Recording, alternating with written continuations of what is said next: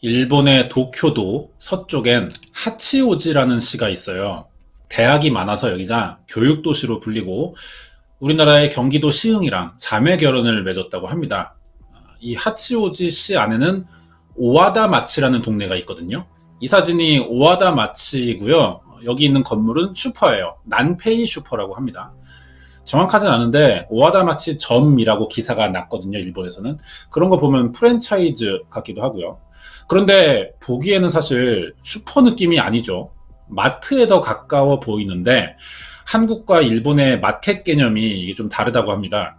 우리나라에서 슈퍼는 동네에 있는 작은 가게를 말하지만 일본은 이런 소형 마트 정도의 규모를 슈퍼라고 부르는 것 같아요.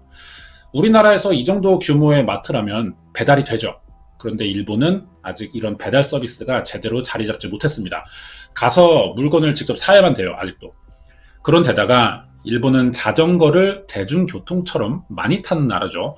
그러다 보니까 서비스나 편의시설을 우리나라처럼 블럭마다 많이 짓는 이런 분위기가 아니에요. 그래서 하나의 마켓이 꽤 넓은 지역의 사람들을 감당하게 되는 겁니다. 이런 이유로 일본은 편의점 규모의 마켓이지만 이렇게 주차장을 두는 경우가 많아졌어요. 오와다 마치점의 난페이 슈퍼가 이런 곳이었습니다. 사진이 오래돼 보이죠? 1995년 7월 30일에 일어난 사건이에요. 난페이 슈퍼는 이날 오전 10시에 문을 열고 밤 9시까지 영업을 했어요. 사건 당일은 일본의 오봉이라는 명절 기념 축제가 열리는 날이기도 했습니다. 오봉은 우리나라의 추석과 비슷한데요. 이때 조상의 영혼을 맞이하고 배웅하는 춤을 모여서 춘다고 합니다. 이 행사가 오후 6시 반부터 9시까지 있었어요. 난페이 슈퍼는 그래서 오전엔 사람이 많았지만 오후 5시부터는 한가했습니다. 지금은 이 슈퍼가 사라졌거든요. 그래서 나중에 만들어본 모형이에요. 이 구조를 알아야만 사건 이해가 쉽습니다. 1층이 매장이고요. 2층의 작은 건물은 직원들이 이용하는 사무실이에요. 갈색으로 설치된 이 계단을 통해서만 2층으로 갈 수 있다고 합니다. 이나가키 노리코라는 여성이 이 슈퍼에서 일하던 직원이었거든요. 이날 오후 5시부터 폐점 시간인 밤 9시까지 일을 했어요. 그리고 퇴근 후에는 A라는 남성을 만나 같이 저녁을 먹기로 했었습니다. 노리코가 9시 15분에 자기를 데리러 와달라고 A에게 전화했어요. 그리고 5분 뒤인 9시 20분쯤 A가 이 슈퍼 앞에 도착합니다. 그런데 아직 사무실에 불이 켜져 있는 거예요. 이걸 보고 A는 노리코가 아직 일이 남은 줄 알고 밖에서 계속 기다렸죠. 하지만 25분이 지난 9시 45분이 돼도 노리코가 나오질 않는 거예요. A는 아직 일이 끝나지 않았거나 먼저 약속한 식당에 갔을지도 모른다는 생각을 했죠. 그래서 거기를 가봤거든요, 식당을. 하지만 식당 여주인은 노리코가 오지 않았다고 하는 겁니다. 이상하니까 A가 이 식당 주인을 데리고 같이 난페이 슈퍼에 돌아왔어요. 이때가 9시 50분이고요. 1층 매장은 불이 꺼져 있고 문도 닫혀 있는데 2층 사무실만 계속 불이 켜져 있는 겁니다. A는 그래서 여직원들이 혹시 아직 사무실 안에서 옷을 갈아입고 있을지 모르니 식당 여주인을 들여보내 노리코가 있는지 확인해달라고 부탁했어요. 여주인이 계단에 올라갔고 2층 사무실 입구까지 갔죠.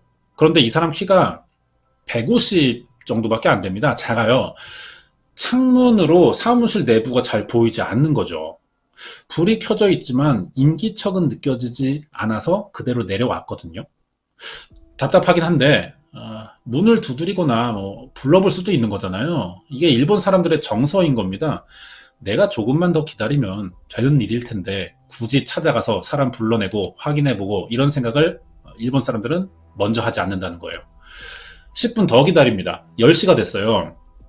결국 식당 여주인과 A가 사무실 안에 들어갑니다.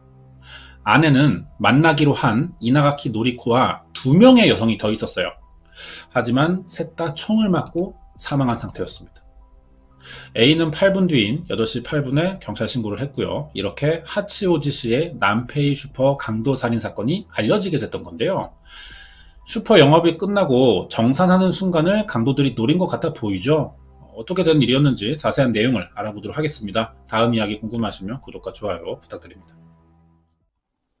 피해자들부터 알아보겠습니다.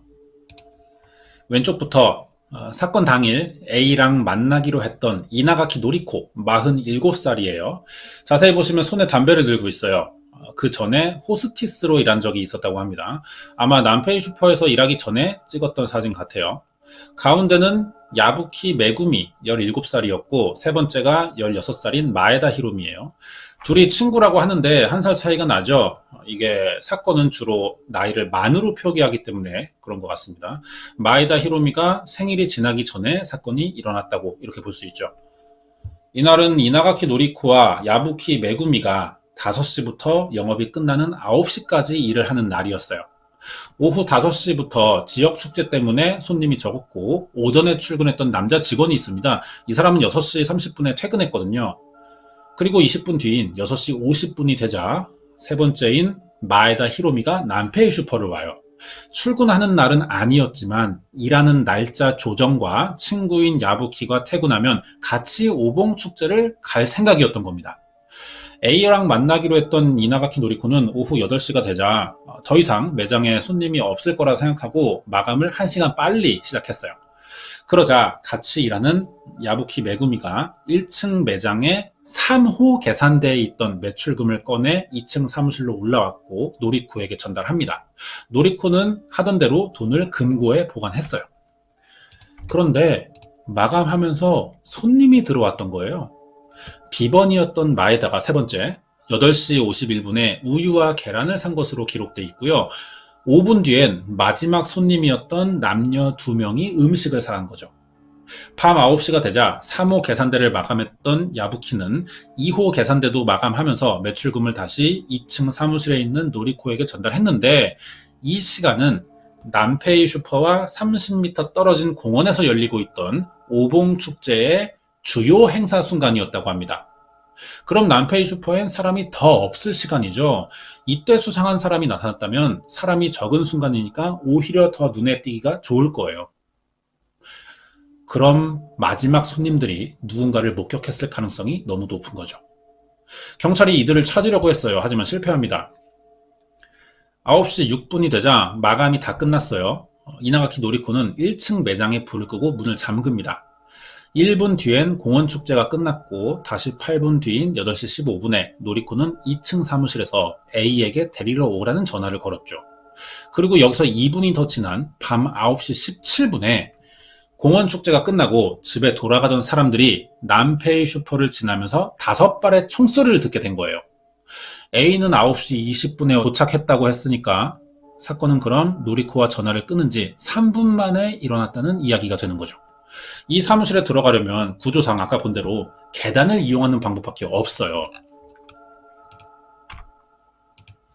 A가 건물 앞에서 5분을 기다리는 동안 마주친 사람은 없으니 그 전에 범인이 도망쳤다는 거죠. 시간상 3분일 뿐이지 실제 범행 시간은 2분 정도밖에 안 걸렸다는 이야기입니다. 침입하자마자 총만 쏘고 사라져야 할 시간인데 무슨 목적으로 이렇게 범행을 했냐는 거예요. 총을 사용했다는 점에서 강도 살인 같아 보이긴 하지만 사무실엔 피해자들의 소지품과 금고 안에 돈이 그대로 남아 있었거든요. 범행 시간이 3분 이내였다는 점에서도 뭔가를 훔칠 생각 같지는 않아 보이기도 합니다. 의도는 모르겠지만 세 사람을 빠르게 살해하고 흔적을 남기지 않은 채 도망칠 수 있다는 건 그만큼 범인이 범행에 익숙하고 미리 피해자들의 정보와 건물의 구조까지 파악해 뒀을 가능성이 높아요. 사전 준비를 했다는 점에서 누군가의 부탁을 받은 청부업자의 가능성도 있는 거죠. 그렇지만 슈퍼에서 일하는 직원을 그것도 여고생 둘까지 포함해서 청부할 이유는 대체 뭐냐는 겁니다. 범인의 목적을 알 수가 없는 사건인 거예요. 피해자들이 다 사복 차림이었거든요. 매장 유니폼을 갈아입었다는 건 이날 마트에서 해야 할 일이 다 끝났다는 뜻일 겁니다. 문만 잠그고 퇴근하면 되는 이런 상황인데 이때 보안 시스템이 가동됐었다는 거예요. 퇴근하려다 무슨 일이 있어서 직원이 버튼을 눌렀다는 거죠. 아마 사무실 문 앞이나 계단을 내려가려다 범인과 마주쳤을 가능성이 높고 범인은 이 순간을 노리기 위해 한동안 숨어서 피해자들을 지켜봤을 이런 가능성도 있어요. 범인은 슈퍼 직원들의 이동 경로와 퇴근 시간을 알고 있던 것으로 봐야 할 겁니다. 다시 말해서 범인의 행동은 막연히 범행 대상을 찾아다니다 저지른 게 아니고 사전에 계획된 범행이었다는 거예요. 미리 계획을 세웠다는 건 어떤 이유에 의한 확실한 목적이 있다는 뜻 같기도 한데요. 이 사진이 사무실 내부입니다. 현장이죠. 퇴근하던 세 사람은 사무실 출입구가 하나밖에 없으니 범인에게 갇힌 형태가 됐을 거예요. 초기 수사에서 밝혀진 현장 정황상 범인이 총을 들고 있으니까 피해자들은 쉽게 저항할 수가 없었을 겁니다. 여고생 직원 2명이 결박된 상태였거든요. 그런데 노리코는 결박되지 않았어요.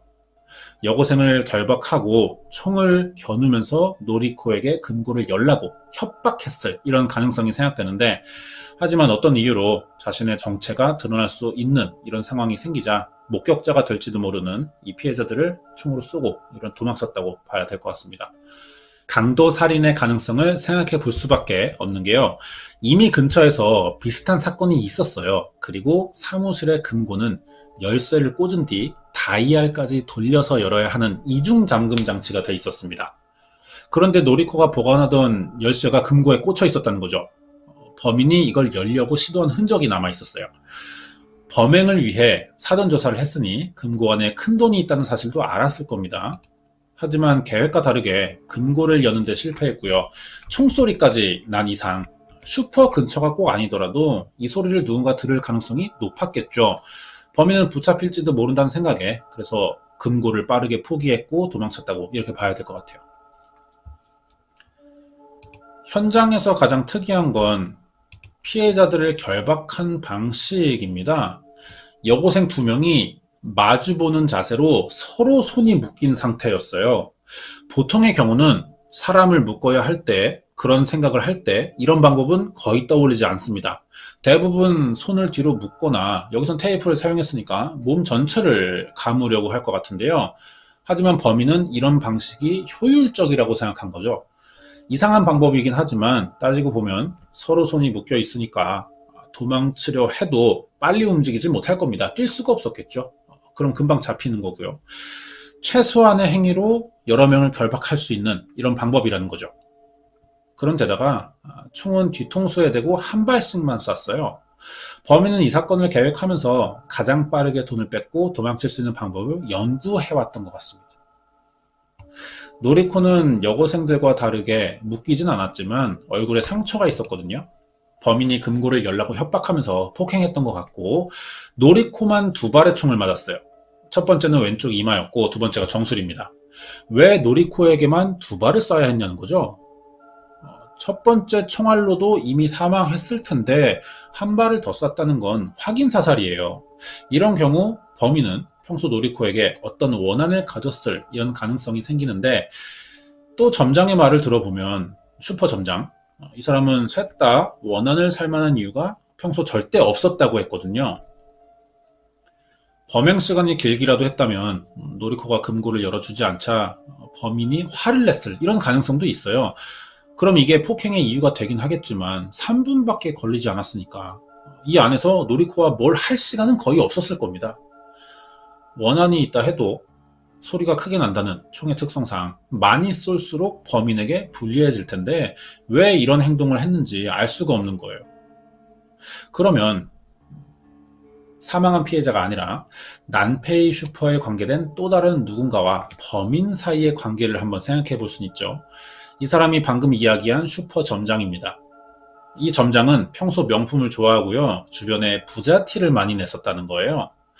야쿠자 관계자를 2층 사무실에 불러 자기가 산 명품을 자랑한 적도 있었는데, 이 점장이 본사에서 파견된 관리자인지 아니면 개인이 임대해서 프랜차이즈에 가입한 자영업자인지는 알려져 있지 않아요.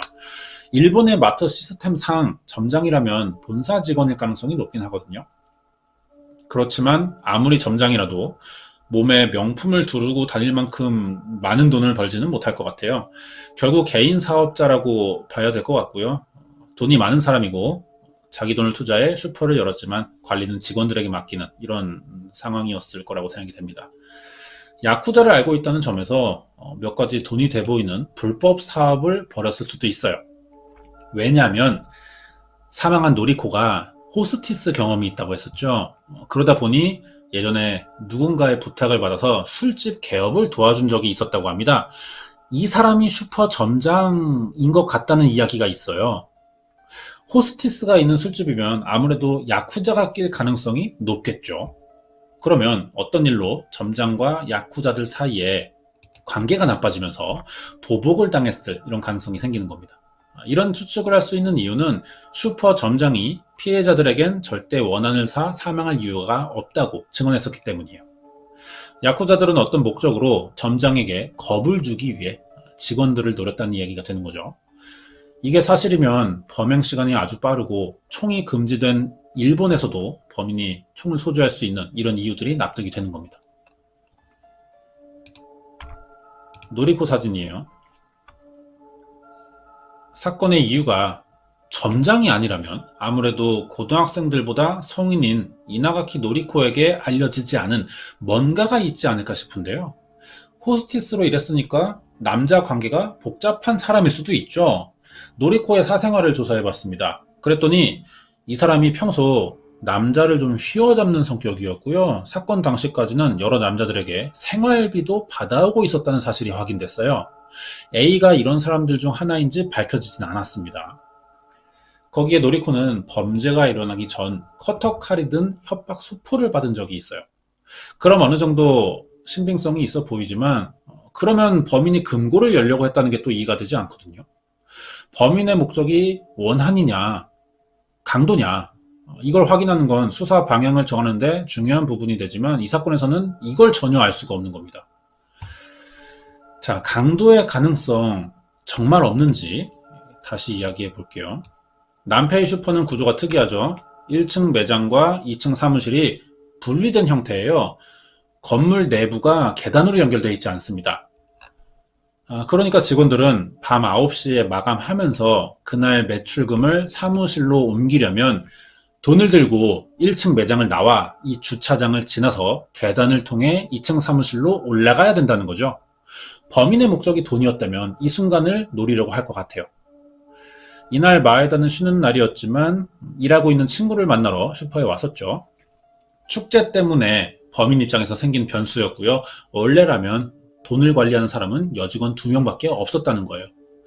보안이라고는 호출 버튼밖에 없으니까 사건 순간을 대비할 방법은 없는 거나 마찬가지죠. 우리나라는 카드 결제가 압도적으로 많아요, 지금. 하지만 일본은 현금 사용을 그래도 많이 하는 편입니다. 25년 전이면 더 그랬겠죠. 손님들이 거의 다 현금으로 계산을 떼었고 일본의 마트 특성상 주변에 경쟁업체가 또 많지 않다 보니 지역 손님들이 여기에 많이 몰렸을 거예요. 근처에 축제가 있어서 사건 순간엔 손님이 없었지만 그 전까지는 축제를 보러 가는 유동인구가 늘어났었겠죠. 그러면 아무래도 슈퍼를 들리는 손님도 더 많을 거고요. 매출금도 평소보다 많아졌을 겁니다. 주변에서 비슷한 강도 사건이 일어나기도 했었고 예전에 슈퍼 2층 사무실에도 누군가 침입한 적이 있었거든요. 그래서 노리코는 마감할 때 현금을 사무실로 옮기는 과정이 굉장히 불안했었다 그래요. 남페이 슈퍼의 구조는 단골 손님이나 주변에 사는 사람이면 누구나 알고 있었습니다. 여기에 여직원 혼자 돈을 들고 밖에 나오기도 하니까 너무 범행 대상이 되기 쉬웠던 거죠. 이렇게 보면 강도의 목적 같거든요. 이날 매출금은 526만 엔이었다고 합니다. 우리 돈으로 5,300만 원 정도. 2층 사무실에 침입한 범인은요. 금고에 열쇠까지 꽂아 놓은 상태였고 노리코를 압박해 이중 잠금까지 열기만 하면 이 돈을 가질 수 있었어요. 하지만 열어주지 않으니까 실패했겠죠. 그러면 피해자들의 소지품이라도 뒤져야 하는데 지갑을 건드리지도 않았고요. 사무실 안에 있는 다른 물건도 손을 댄 흔적이 없어요. 마치 들어가자마자 총만 쏘고 나간 느낌 같다는 겁니다. 그러면 피해자들은 또 왜 결박했는지가 이상해지는 거고요. 총에 맞았으니 피해자들은 피를 많이 흘렸을 거예요. 그런데도 범인은 이 피를 절대 밟지 않은 채 자기 발자국 10개를 남겼어요. 이 발자국이 다 똑같습니다. 그러면 범인은 한 명이 이렇게 보이지만 공범의 가능성도 염두는 해둬야겠죠. 한 명이 사무실에 침입하고 다른 사람은 밖에서 망을 봐야 안전할 테니까요. 최소 2명이라는 이야기가 되는 겁니다.